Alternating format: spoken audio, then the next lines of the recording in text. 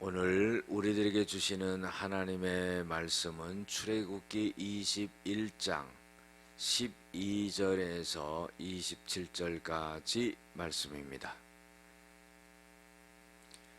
사람을 쳐 죽인 자는 반드시 죽일 것이나 만일 사람이 고의적인 것으로 한 것이 아니라 나 하나님이 사람을 그의 손에 넘긴 것이면 내가 그를 위하여 한 곳을 정하리니 그 사람이 그리로 도망할 것이며 사람이 그의 이웃을 고의로 죽였으면 너는 그를 내 제단에서라도 잡아내려 죽일지니라.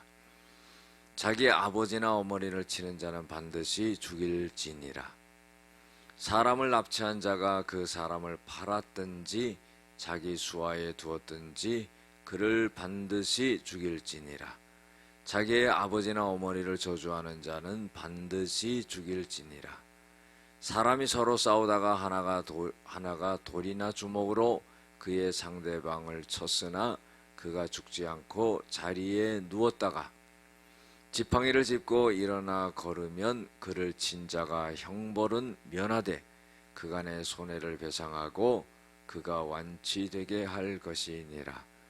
사람이 매로 그 남종이나 여종을 쳐서 당장에 죽으면 반드시 형벌을 받으려니와 그가 하루나 이틀을 연명하면 형벌을 면하리니 그는 상전의 재산임이라. 사람이 서로 싸우다가 임신한 여인을 쳐서 낙태하게 하였으나 다른 해가 없으면 그 남편의 청구대로 반드시 벌금을 내되 재판장의 판결을 따라 낼 것이니라. 그러나 다른 해가 있으면 값되 생명은 생명으로, 눈은 눈으로, 이는 이로, 손은 손으로, 발은 발로, 된 것은 된 것으로, 상하게 한 것은 상함으로, 때린 것은 때림으로 갚을지니라. 사람이 그 남종의 한 눈이나 여종의 한 눈을 쳐서 상하게 하면 그 눈에 대한 보상으로 그를 놓아줄 것이며 그 남종이나 여종의 이를 쳐서 빠뜨리면 그 이에 대한 보상으로 그를 놓아줄지니라. 아멘.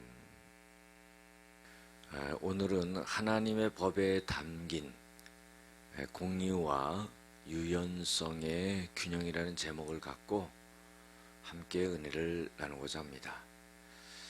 하나님께서는 이스라엘 백성들에게 살아가면서 사람과의 관계 속에서 여러 가지 육체적으로 가해를 해서 발생할 수 있는 그런 일에 대하여서 어떻게 처벌을 하고 보상을 하고 해야 되는지 규정을 갖다가 말씀하고 있습니다.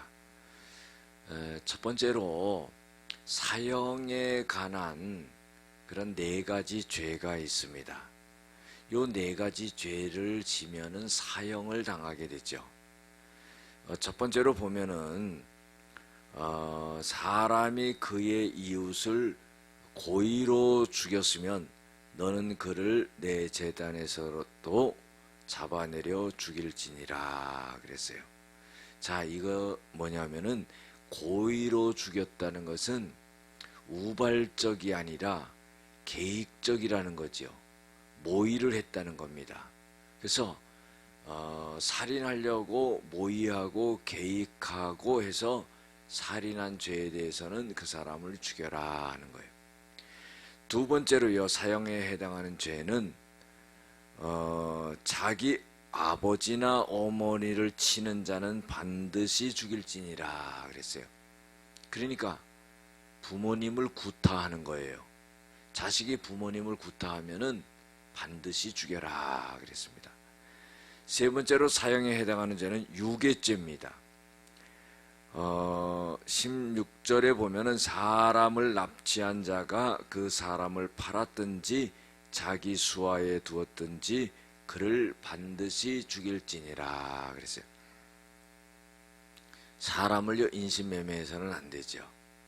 그래서 이런 죄는 사형에 해당한다 그랬어요. 네 번째로요, 부모에게 폭언을 하는 경우인데 17절에 자기 아버지나 어머니를 저주하는 자는 반드시 죽일지니라 그랬어요. 여러분들, 이러한 죄는 사형에 해당합니다. 특별히 부모를 구타한다든지 또한 부모에게 포곤한 자는 구약의 율법에는 반드시 사형을 시켰습니다. 그 다음에 이제 18절 이하부터 27절까지 보면은요, 사람이 서로 간에 살아가면서 육체적으로 가해를 합니다. 상해를 입히죠. 그러면은 이러한 것에 대해서 체벌은 어떻게 하고 보상은 어떻게 해야 되는지 거기에 대해서 나와 있습니다. 18절 19절에 보면은요, 사람이 서로 싸우다가 하나가 돌이나 주먹으로 그 상대방을 쳤으나 죽지 않고 자리에 누웠다가 지팡이를 짚고 일어나 걸으면은 그를 친 자가 형벌은 면하되 그간의 손해를 배상하고 그가 완치되게 할 것이니라 그랬어요. 자, 두 사람이 싸우다가요, 한 사람이 한 사람을 쳤는데 죽지는 않고 일어났어요. 그러면은 그 사람에게 대해서 손해배상을 하고 치료비를 줘라 하는 겁니다.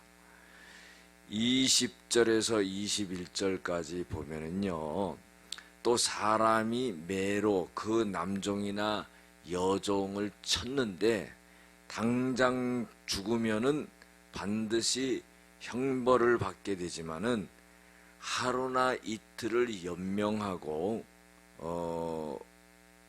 연명하면은 형벌을 면하게 되는데 그는 상전의 재산이니라 그랬어요. 자, 이게 무슨 말이냐면요, 주인이 종을 때립니다. 그런데요, 때리는데 죽어버렸어요. 그러면은 형벌을 당하게 된다는 거예요. 그러나 죽지는 않고 하루나 이틀이나 살아있다가 죽으면은 그것은 형벌을 면하게 되는데, 왜 그러냐면은 그 종은 주인의 재산이기 때문이다 그런 거예요.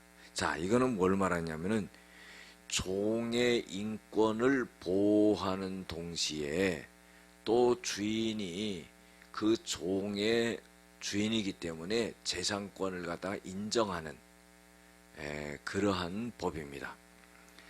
그 다음에 이제 임산부에 대한 보호법이 22절부터 25절까지 나오는데요.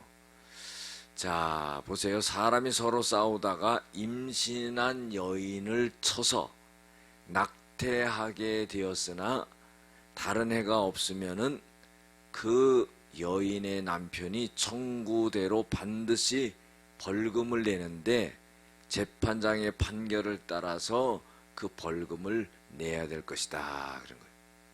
자, 그러니까 임신한 여인을 갖다가 싸우다가 이렇게 밀쳐가지고 또 때리거나 이래가지고 상해를 입힌 거죠. 그러나 죽지 않고 특별한 상해가 없다면은 그 남편이 벌금을 갖다가 청구하고 재판관에 가서 그 판결을 받아가지고 벌금형으로 그것을 무마한다는 거예요.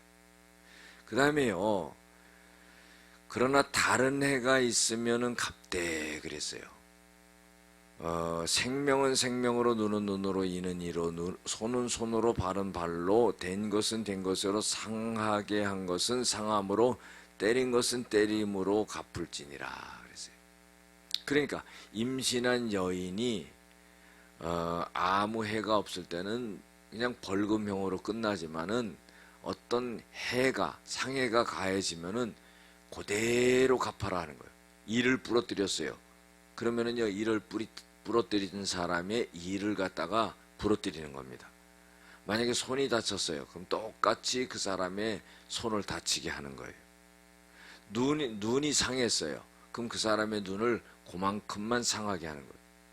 자, 이것은요, 똑같이 이렇게 보복한다는 것에 대해서 어떤 의미를 갖고 하나님께서 그렇게 하라 하셨냐면은, 어떤 보복을 하는데 상해를 당한 그 이상으로 보복을 하지 못하도록 하는 그런 의도에서 하나님께서 이런 법을 만들었다는 겁니다. 그래서 그것을 동해보복법이다 그랬어요. 동해보복법이라는 것은 똑같이 내가 해를 당한 만큼 다른 사람에게 그만큼 갚아준다는 거예요.